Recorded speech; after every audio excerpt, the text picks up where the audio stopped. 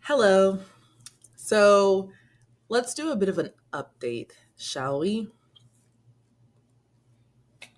If you want to stop spanking your child, if you want to stop screaming at your child, if you want to stop arguing back and forth with those that you love, and if you want to stop speaking to yourself negatively and being mean or harsh towards yourself, and if you want to stop being critical towards yourself or treating yourself less than the queen or king that you are, if you want to stop being um, really, if there's any pattern at all that you want to break, right? It is possible for you. Okay. I want to remind you of that. It is possible for you, period. Um, give yourself permission to acknowledge that. Okay. Any pattern that you have learned in this lifetime is something you can either double down on and amplify more of in your life, or it's something that you can objectively look at and say, you know what? Um, I actually would like to swap out what I learned as far as XYZ is concerned, and I'd like to learn some new things and maybe create some new patterns and habits as far as XYZ is concerned. You are completely able to do that. Number two, you won't reach any goal without being focused on the goal. It's not going to happen. It's not. If you want to save $40,000, it's not going to happen if you are not aware of the goal, if you are not allowing yourself to remember that you have that goal. You're not going to take action steps that lead you to that goal. It's just not going to happen. Right? The money isn't going to save itself. It would be cool if we could just be like, I intend to create an additional savings account with the sole intention of just saving $40,000. Okay. Uh, it'd be cool if we could just say that and then go on about our day and not ever remember that goal, right?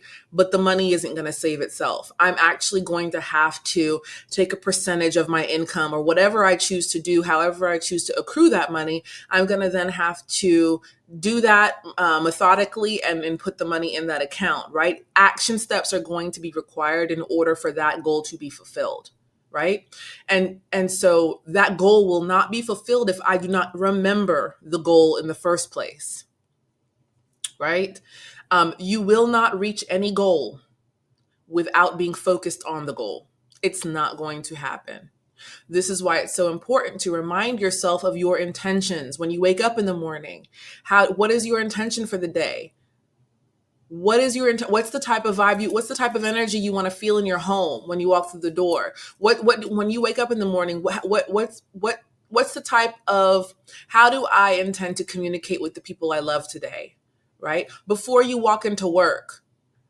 Now, things might get crazy here at work, but I intend to face everything in faith and with kindness and compassion for others. I intend to stretch my ability to hold space for other people's emotional processing today as best as I can. I intend to not let my boss ruffle my feathers today. I intend. Set your intentions throughout the day. This is going to help you to achieve your goals. And you're always going to have more and more goals, nonstop goals. So always keep reaching for something. Going out to dinner with the family. I intend to just relax and enjoy myself. Right? Keep your eye on the goal, because when you have no goal and no intention, the world will take over. Habits and patterns from the past will take over. Habits and patterns that you learned from your family will take over. Because your subconscious mind has not forgotten a single thing that it has learned since you were born. And if you are not driving your own bus, AKA if you are not aware and conscious and awake at the wheel of your own life, if you are not being intentional and setting goals throughout your own life, then your subconscious mind will drive the bus for you in any which way it sees fit. its sole intention is just to make sure you survive by any means necessary. Constant fight or flight. It doesn't care.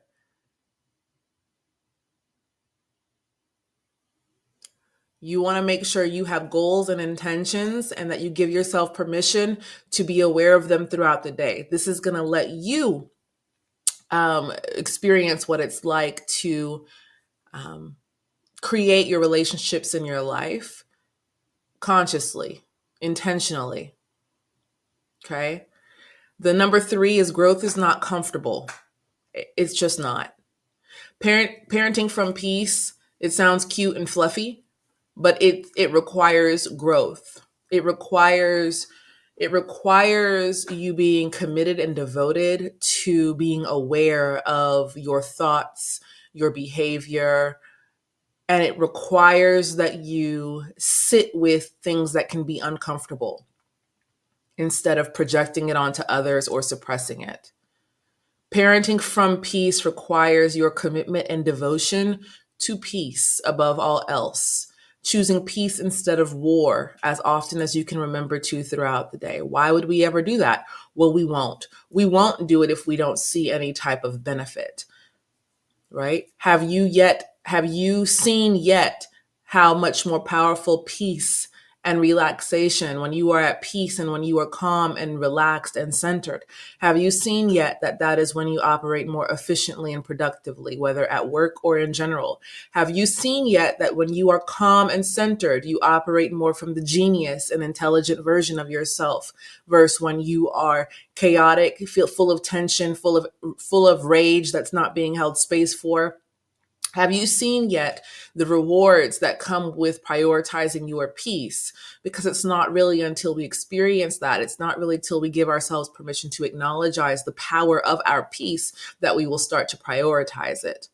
And when you start to prioritize your peace, even though that sounds cute and fluffy, it will not be comfortable. Because what we have normalized is pushing away the discomfort, feeling triggered, and then pushing it onto other people instead of being empowered and saying, I feel anger, I'm going to sit with it. It's not my child's responsibility to process my emotions for me. It's not my child's responsibility. Just because I'm feeling anger, I don't have to make everyone else around me angry as well. It's not everyone else around me's responsibility to carry the burden of what I'm feeling in this moment. Everyone else has their own emotions they're having to process. It's my responsibility to regulate my own emotions. Plus, I'm also worthy of the empowerment that comes with my ability to do so. Growth is not comfortable, but you are very powerful. You are love. You don't need everything to be comfortable. You can handle all of it. You can handle every feeling that comes up within you. Your awareness is extremely powerful. Stay aware. Watch everything that comes and goes. And over time, that uncomfortable feeling won't feel so uncomfortable anymore, especially when you have a deeper understanding of what's happening there. Anger comes, you're sitting with it, it feels a bit uncomfortable, and then boom, anger goes. Healthy processing of our emotions. Number 4, your parents did the best they could, attempting to live a life they loved and enjoyed in this world. They did the best they could based on how they were raised, their environment, the things that happened to them when they were children. They did the best that they could. And now it's your turn. Start small by adding segments of peace, joy, fun, and connection to your day. Stop thinking you need a lot of money or anything to be happy. Stop thinking you need life to be different than it is right now in order for you to add peace and joy and connection to your life. That's just postponing our peace. Oh, I'll add more time to my day to play cards with my kids, or I'll add more time to my day to create 5 or 10 minutes of quality time with my child when, when I get an increase in pay at my job, or I'll start focusing more on on peace and joy and happiness, when we have more money. Now it's just not the time. Or, I'll start having more fun, I think, when I get into a relationship. That's torturing yourself.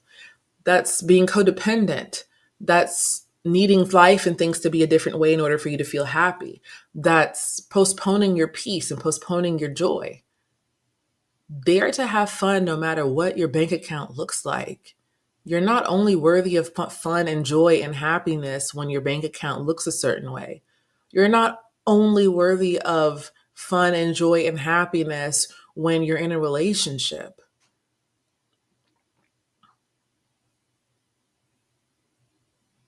Start small by adding segments of peace, joy, fun, and connection to your day. 5 minutes here, 10 minutes there, a card game with the kids here, going for a walk there. Prioritize the things that really matter to you. Don't wait on a new relationship. Don't wait on more money before you start to give yourself the things that you want. And also, we have got to stop saying we want world peace if we are not prioritizing peace and relaxation in our own homes.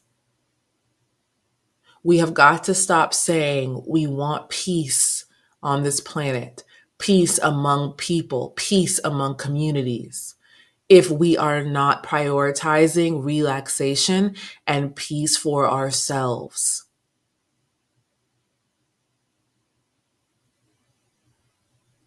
You are part of this large community we call humanity. You are part of the world. So the more you prioritize peace and relaxation and doing things that light you up and doing things that bring you joy, the more you are very much so creating that peaceful world that we say we want so much. There may be things you're passionate about. There may be things that maybe you own businesses and you are very passionate about your business.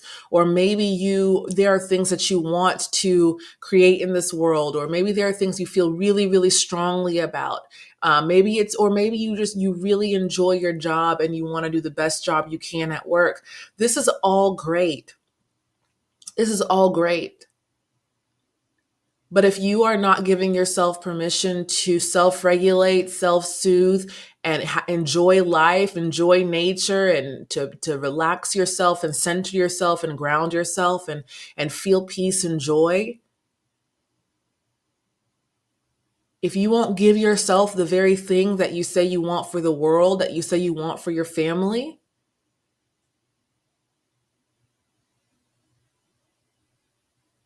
we're shooting ourselves in the foot. Everything you want for this world is what you want for yourself as well. Give it to yourself. Don't stop being passionate about your causes and the things that you're here to create or do in this world.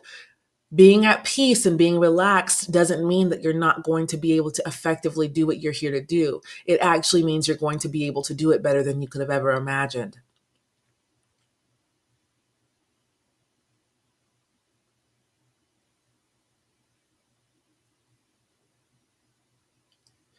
Being enraged and angry and all of that doesn't equal higher levels of productivity. It stifles creativity. Give yourself permission to enjoy life. And don't see you enjoying life as having given up on your passions and what you're here to reform in this world.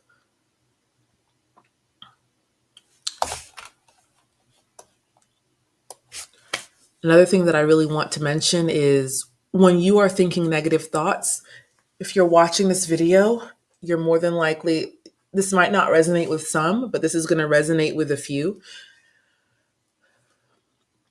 For some of you who have an issue with intrusive negative thoughts or just a lot of negative and overwhelmed thinking, I want you to try this as a game plan.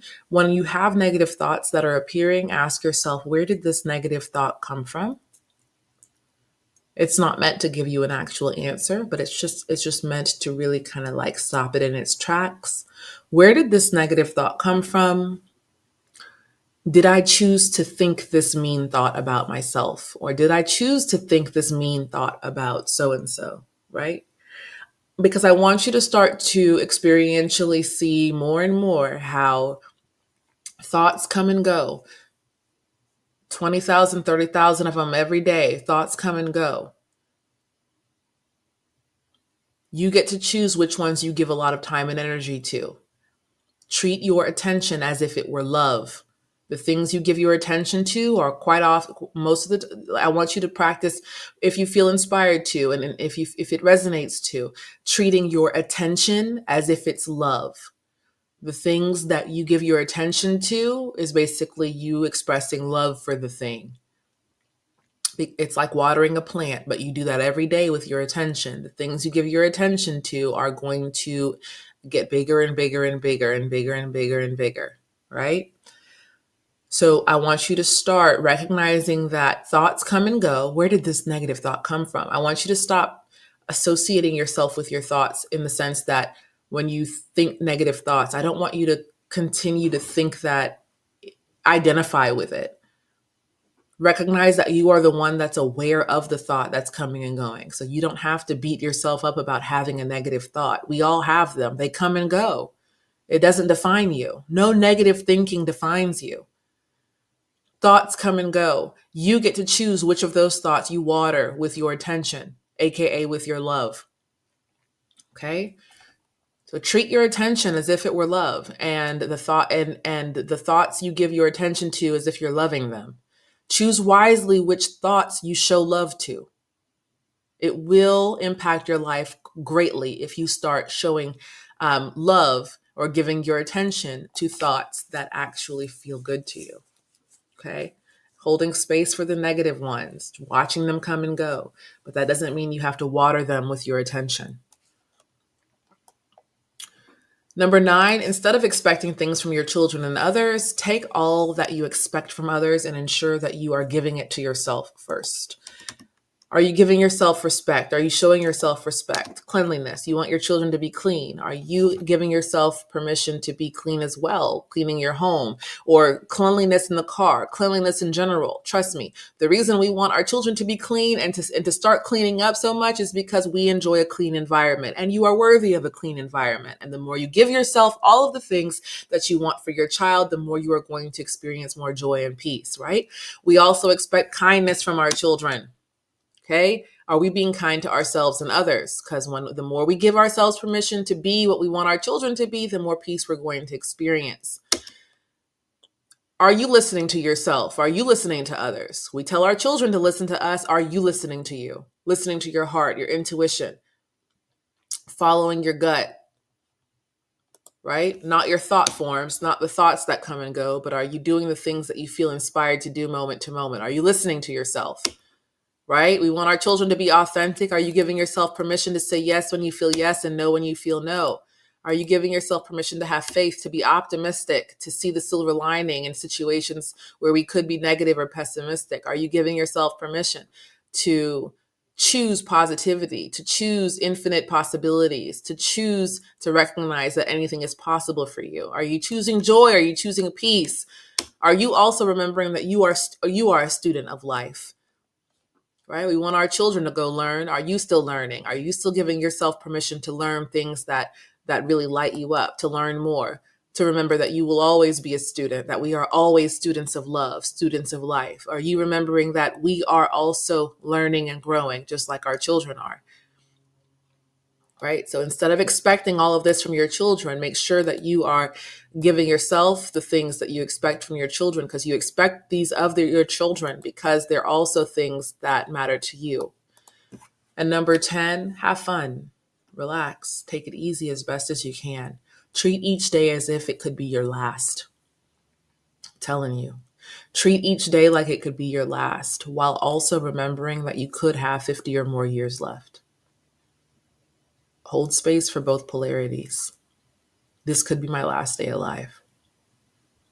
I'm aware of that.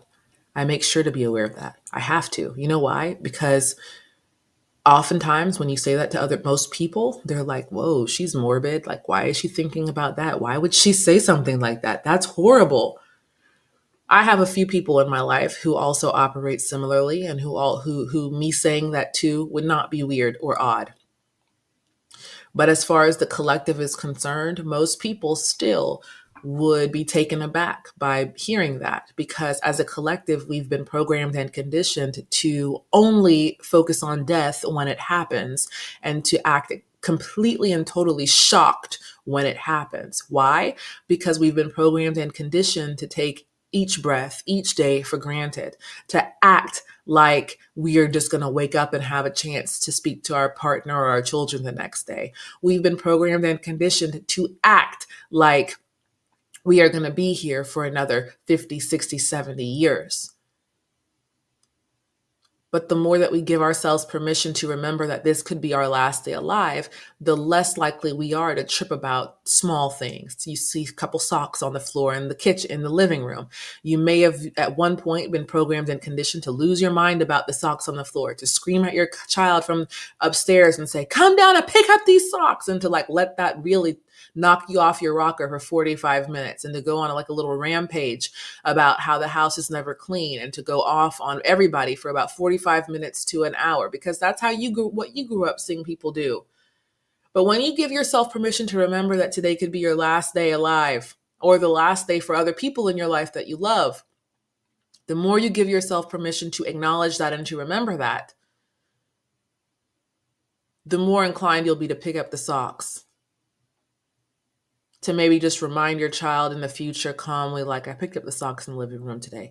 You mind starting to pick them up yourself later on? Like the next time you drop your socks off in the living room, you mind picking them up next time? I got them today, but you mind getting them the next time? Okay.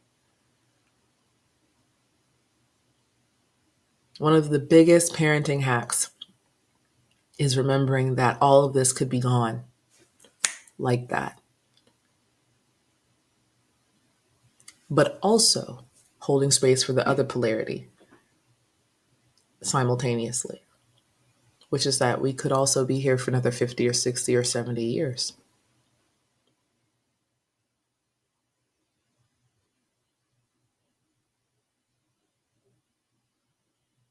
Enjoy your life.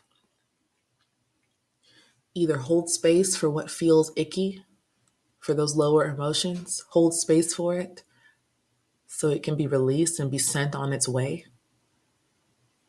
or be expressing gratitude for what and who you have in your life and for the joy and peace that you're feeling. You don't have time anymore to let negativity and negative emotions hijack your body and parent your children on your behalf. Hold space for the negativity. And when you're not feeling any negativity, express gratitude. Create, set intentions, set goals, have fun. And number 11, forgive. Forgive yourself every day, all day long. Forgive others. Forgive. You don't have time to hold grudges. You don't have time for resentment. Life is short. Forgive and let go. That doesn't mean to not have discernment. Have discernment, use wisdom, but forgive, so that you're not walking around with the heavy, heavy burden of bitterness, blame, and resentment. Forgive. Every time you're triggered by your child, give yourself permission to play the game of how quick can I forgive you? And it's not even so much how quick can I forgive you? It's how quick can I be willing? How long will it take for me to be willing to forgive you? Because you can forgive for sure. But stretch your capacity as a practice to exercise your willingness to forgive. The quicker you can forgive genuinely, the more peace and joy you're going to feel in your experience in your life, and the more connection you're going to have, deep, deep connection you're going to have with others.